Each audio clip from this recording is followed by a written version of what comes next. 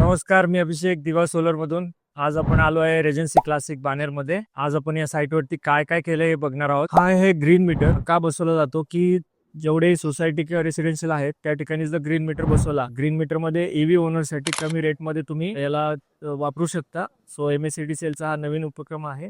आपण आता आलोय टेरेस वरती. तुम्ही बघू शकता 2 इन्व्हर्टर आहेत. टोटल कॅपॅसिटी 40 किलोवॅट आहे. पण आपण याला दोघांमध्ये स्प्लिट केलेलं आहे. 20-20 किलोवॅटचे 2 इन्व्हर्टर आहेत. अँकर पॅनासोनिकचे इन्व्हर्टर्स आहेत with 10 years warranty. 2 DCDB 1 ACDB असं सेटअप केलेला आहे. आणि या ठिकाणी ऑटोमॅटिक पॅनल क्लिनिंग सिस्टीम पण आपण बसवलेली आहे. तुम्ही आता बघताय सोलरचं स्ट्रक्चर हे या सोलर सिस्टीम मधला खूप महत्वाचा पार्ट आहे. आम्ही जेव्हा साईट सर्वे केला तेव्हा लक्षात आलं की हवा खूप आहे. त्या हिशोबाने आपण इथं हॉट टिप गॅल्व्हनाइज मध्ये हे स्ट्रक्चर डिझाईन केलेलं आहे. या डिझाईनला स्ट्रक्चरल स्टेबिलिटी सर्टिफिकेट सुद्धा आहे. सोलर सिस्टीम मध्ये शॅडो अनालिसिस फार महत्वाचा आहे. या ठिकाणी राईट साईडला 30 मजली बिल्डिंग बनते. त्याचे शॅडो खाली पडून जो शॅडो फ्री एरिया आहे त्यामध्ये आम्ही हे 2 स्ट्रक्चर बनवले. त्यामुळे आपण स्ट्रक्चर स्प्लिट केलंय, एक या साईडला आणि एक या साईड. सोलर सिस्टीम मध्ये लाइटनिंग अरेस्टर फार महत्वाचा आहे. खास करून हिली एरिया असेल तर लाइटनिंग अरेस्टर चांगल्या क्वालिटीचा लावायला पाहिजे. हा लावलाय आपण इंडस्ट्रियल ग्रेडचा लाइटनिंग अरेस्टर. तुम्ही बघू शकता ऑटोमॅटिक स्प्रिंकलर सिस्टीम खूप गरजेची आहे. याच्याने साधारणतः 20% अधिक एनर्जी तुम्ही मिळवू शकता वर्षभरात. मित्रांनो, तुम्ही बघितले 40 किलोवॅटची ऑन ग्रिड सोलर सिस्टीम सोसायटीसाठी. आम्ही नुसतं तेच करत नाही तर structural stability certificate, shadow analysis, सोसायटीसाठी सोलर कन्सल्टन्सी ही सगळी कामं आम्ही करतो. याच्या व्यतिरिक्त ग्रीन मीटरचंही आपण काम करतो. अशा पद्धतीचं जर तुम्हाला काम करायचं असेल तर तुम्ही या नंबरवरती कॉन्टॅक्ट करू शकता.